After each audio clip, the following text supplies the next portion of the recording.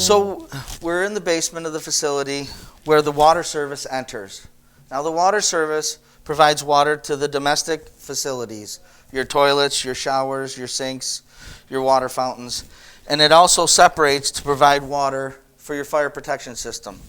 Now your fire protection system is piped throughout the building to individual sprinkler heads located in all areas of the building.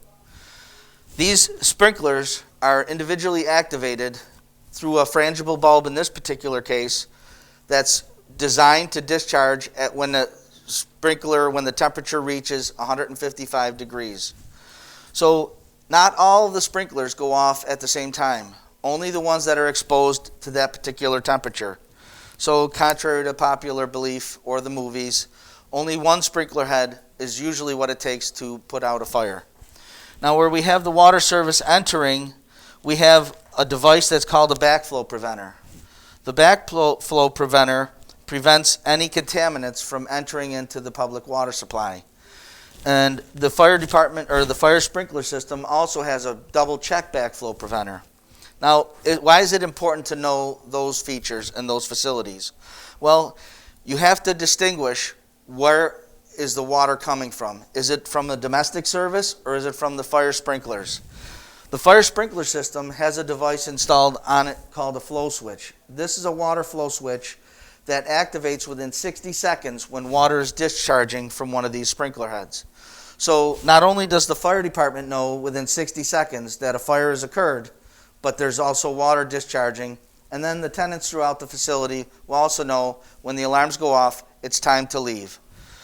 So the difference between the fire system, one of the differences, and a domestic water system is if there is to be a failure of the piping, say it would freeze and break, there's really no way to indicate that that water is flowing. So it's important to know what one of these valves you have to close in order to mitigate that water damage. And so one of the things that we can work with you on is identifying what particular case, what particular valve, and we can do that with each individual facility. So how do we test this fire sprinkler system?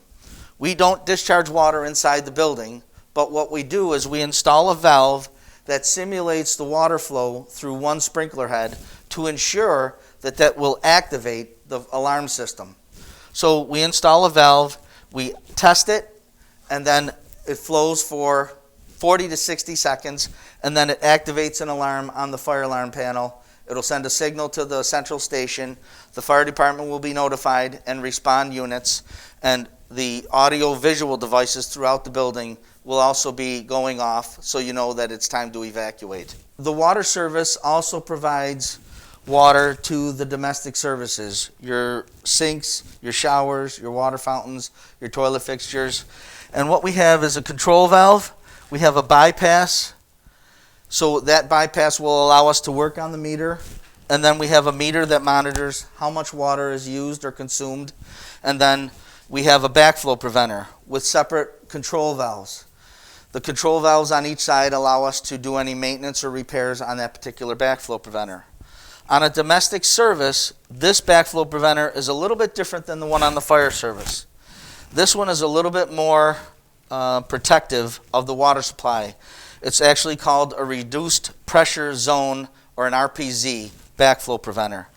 Now, one of the differences between a fire service water supply and a domestic service water supply is that the device that's installed on the fire system, or a flow switch, will indicate that there's water flow within 60 seconds. If something were to occur on a domestic water service, there's no activation of any alarm or any device that would indicate that there's water flowing.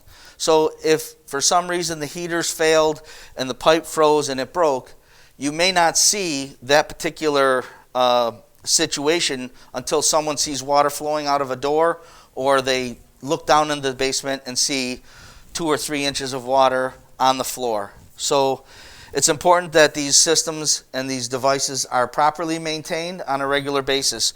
Backflows need to be inspected and checked once a year. So those are the type of services that my company provides, and we'd be happy to help if there's ever any need for repairs. In summary, one of the things that I want you to make sure you take away from this is that when an event occurs, it may become confusing to remember which valve you need to close.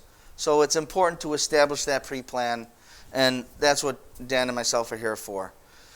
It's by taking those steps that we can help mitigate damage control and loss when an event occurs.